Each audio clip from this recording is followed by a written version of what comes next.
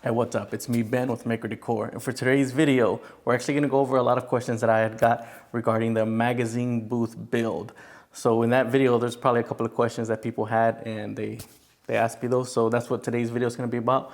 Plus, we're actually gonna finish this one. So if you look at this one, this actually does not look like the original video. But if you bought the plans, you'll actually see these because I've made two extra videos for those who bought the plans, kind of covering this build, how I went about it, everything you're gonna need with it. And those are how the plans are based off of this one, not the one in the video, because this one was just a lot better to build. We're actually gonna add some upgrades to this one.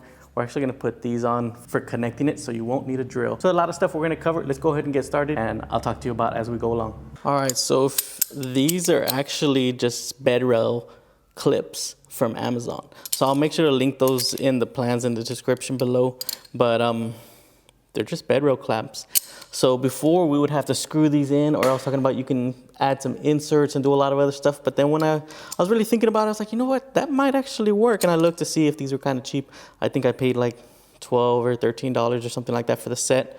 But these are kind of all we're doing. If you see this, these right here, you can kind of find the best way you think will kind of attach these, because they literally just go on top and go down. Just like that, they're locked in. I think I found the way I like that I'm gonna go for it, and so we're just attaching it this way. So I'm gonna put it on attached. Make sure you have it the correct way, which would be, the big hole would be at the top. And then you're gonna use this, and when this frame lines into it at the top, just like that.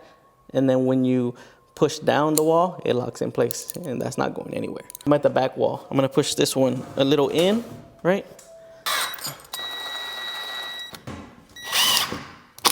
Hinge like this, and then when we sit the door on it, it'll lock in place. So it'll be like that. So the big hole's at the top, but I'm gonna push it up. To hold it in place, I'm just gonna screw it in, and then I'll scooting this up, and then I'm scooting this as close as I can get it.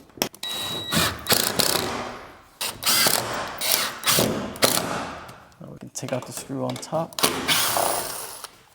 All right, solid. Now we're gonna add another one of these, and then they should just unhook. So just like that. Bring it in.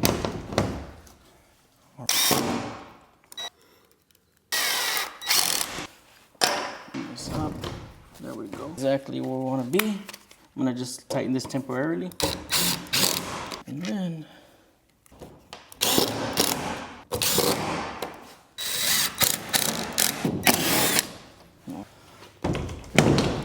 all right, lift it up, popped out.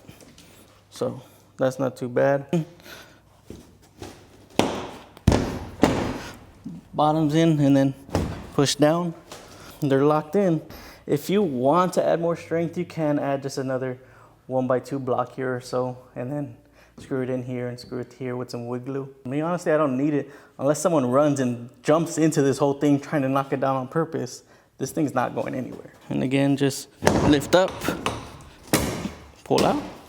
All right, so now we're in the front. We're actually gonna do the same thing. So this one is actually lined up with this one, and before you would either figure out a drill bit or drill it through there, or you could use some type of latch if you want to latch them there, just like a little, those latches for doors. You can just swing down, swing up. You can do that, but I'm also just gonna add this. I'm gonna do the same way I did over there, where I just kind of added this to the side, and this will be, these two will be screwed in.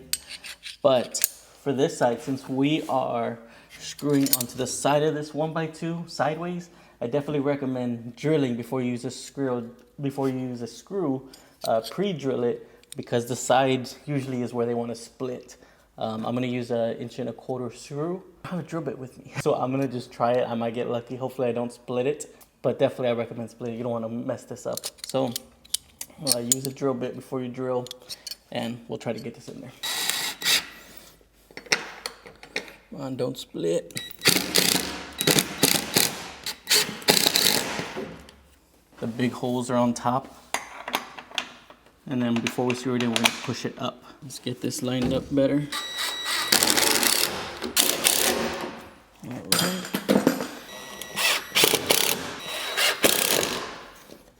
And this time I'm probably just gonna mark it with a pencil where I want it.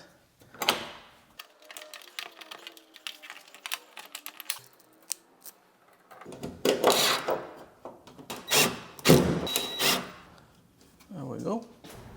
So I did mention this in the video, but I didn't show it. So you can actually cover the outside. You don't have to, and it's really just depends on your budget and the look you're going for. But I thought I would show how it looks if you actually cover the outside. So I'm here just brad nailing it on there, but definitely add wood glue if you are gonna do this. And right here, I'm actually doing the doorway, so you should probably cut this out before you put it on there, but since I already had the doorway made, I actually just put it on there, and then I kind of cut out the corners. I marked it in the back, and then I just cut it out with my jigsaw at the end. The other thing I did get asked about was the roof. I know the one I had showed has those French cleats that kind of lock it in. I do like that, but I can definitely understand how some people would have trouble with it. And so I thought I would like put this together of how I would make the roof for the smaller one. So this isn't the bigger one. You can try the bigger one, but I definitely like the cloth for the bigger one. But for this smaller one, using this actually worked out really well. All I'm doing is just adding some like 1.5 inch wings towards the edge, and it really helps hold it in place, and it's a lot stronger than I thought it would.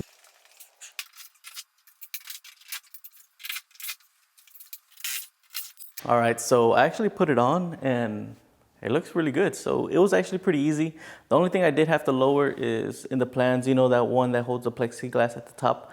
I had to lower that about maybe 1/2 inch, but that was about it. But that was pretty easy. It's flush. When you're from the back, I already checked it, you can't see it. So you're pretty much just putting wings on the side. It's about 1.5 inches on the sides, and at the back, I'll put the exact measurements in the little piece that I'm gonna update. But yeah, so if you're building this and you don't wanna deal with those French cleats, the reason I do like those is because it actually holds it together at the top, meaning like, I've actually slid the box around with that roof on. I've actually slid the box because it holds it so tight, and then the sides are screwed in, so I can just like maneuver the box together. So it adds so much more sturdiness to it. But even with this, the box is already sturdy, especially with the hinges I have on there. This is sturdy enough to even do it for like event rentals, anything like that. Especially if that was giving you some frustration. Because I know the reason I actually tried to make this is because someone reached out to me. They built a box, they loved it, but they were having trouble with the roof. The French cleats were just not lining up all the time with them, and it can be pretty easy to kind of have it get misaligned when you're building it just by being off just a little bit. So I made this way, so it's pretty much the same measurements, and you're just adding wings on the side and the back, not in the front, because you don't want to overlap this top and have it see it. So it's just in the back. It slides in. I'll show you in a little bit of how you just kind of push it over the back and slide it into place. It works really well. I don't know, I kind of like it because it was actually pretty fast to set up. So I think I may just keep it this way. Even though the other one gives a lot more sturdiness, this was just a lot easier to set up. You just push it over and it sits in. And I'm also gonna add a light. I'll show you. I'm gonna do for this one. If you're doing this one, you need the 3-foot lights, not the 4-foot. So I'll link those in the plans as well. The only thing I see different is you can see the 1x2 coming across and then going up. You see that 1x2. That may bother some people, it may not. So you can actually add, I'm gonna try to add that 5mm wood right here under it, so you won't see this in a minute. We'll see how that works out. So that's gonna be the option in case maybe you already made the roof that has that to sit in. Then all you would need to do is just buy a 5mm, just make it for the wings, and that's about it. So we're gonna give that a try. Let me take this off, and I will add that section in there just in case you already have yours. All you do is build the top, and it'll actually be all solid. Let me go ahead and do it, so I guess you'll see what I'm thinking. So you don't have to do this option, but if you want to hide those 1x2s, you can do that. Or if you already have the roof made and you just want to change it, definitely use wood glue. I didn't because I was trying it out, but I definitely like the way it works out. All right, that feels pretty solid. I like that.